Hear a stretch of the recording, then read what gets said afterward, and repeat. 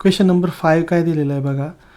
The curve surface area of a cylinder with a height of 8 centimetre is 1056 centimetre square. Find the radius of its base. अगदी easy आहे बघा. Curve surface area of a cylinder काय दिलेलं आहे आपल्या बुकमध्ये formula दिलेलं आहे पहा 2πr/h. 2 कॉन्स्टंट आहे, पायची व्हॅल्यू आपल्याला माहिती आहे 22/7 घेत असतो आपण. आणि आर दिलेला आहे. आर किती दिला आहे? आर दिलेलं नाही आहे. आर आपल्याला फाइंड आउट करायचं आहे, म्हणजे रेडियस फाइंड आउट करायची आहे. आणि H is the height which is 8 centimetre that is given. आपण असं इथं लिहू शकतो गिवन काय काय दिलेलं आहे बघा. H is equal to 8 centimetre आणि ऑलरेडी कर्व सरफेस एरिया दिलेला आहे CSA is equal to 1056 centimetre square.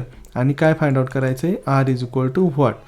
मग आता curved surface area of a सिलेंडरच्या फॉर्म्युलामध्ये व्हॅल्यूज पुट करणार आहे. तर आता ऑलरेडी कर्व सरफेस CSA दिलेला आहे आपल्याला. किती दिलेला आहे? 1056 is equal to 2 is the constant, pi आपण 22/7 घेत असतो. आणि आर जो आहे आर फाइंड आउट करायचा आहे, म्हणून आर ॲज इट इज ठेवणार आहे. एचची व्हॅल्यू 8 दिलेली आहे. मग आर आपल्याला राईट हँड साईडला ठेवायचं आहे आणि सगळे नंबर्स जे आहेत ते लेफ्ट हँड साईडला घेऊन जायचे ते. तर जेव्हा आपण ट्रान्सपोज करणार इज इक्वल टूच्या लेफ्ट हँड साईडला, तेव्हा हा 7 डिवाइडमध्ये तो काय होईल? मल्टिप्लिकेशनला जाईल. आणि बाकीच्या सगळ्या ज्या व्हॅल्यूज आहेत ह्या मल्टिप्लिकेशनमध्ये तर त्या डिवाइडमध्ये जातील. तर पहा काय होईल? नेक्स्ट स्टेप असेल 1056 इंटू 7 आणि डिवाइडमध्ये ह्या सगळ्या 2 इंटू 8, 2 इंटू ही 22 व्हॅल्यू असेल 22 into 8 is equal to R. आता फक्त हे सॉल्व करायचं आहे आणि सॉल्व केल्यानंतर जे ॲन्सर मिळेल ते असणार आहे आपलं फायनल ॲन्सर. तर 2 पासूनच स्टार्ट केलं आपण. तर याला फक्त कॅल्क्युलेट करा तुमच्या पद्धतीने, कसंही कॅल्क्युलेशन केलं तरी चालेल. कॅन्सल आउट करा, जेवढं कॅन्सल होईल तेवढं, आणि बाकीचं मल्टिप्लिकेशन करायचं आहे. तर आता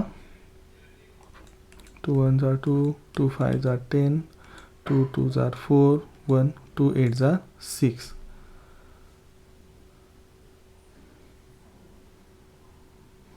मग इकडे करू शकतो आपण 2 4 जार 8, 2 2 जार 4, 2 6 जार 12 and 2 4 जार 8.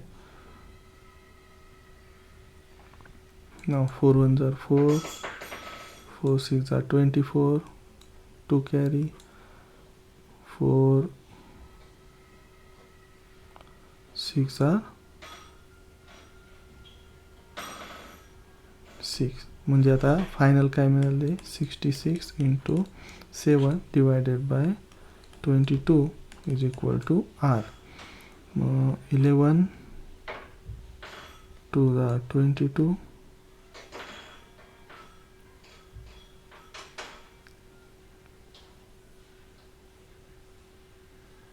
and 11 6 R 66. 2 1 जार 2, 2 3 जार 6. म्हणजे फायनल मिळणार आहे आपल्याला R is equal to 3 into 7, R is equal to 21. पण आता सेंटीमीटर स्क्वेअर दिलं होतं आणि इथं सेंटीमीटर दिलं आहे, म्हणजे रेडियससुद्धा काय असणार आहे? सेंटीमीटरमध्ये असणार आहे.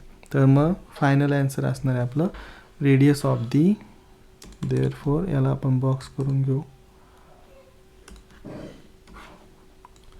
फायनल ॲन्सर असणार आहे radius of the given cylinder is 21 centimetre.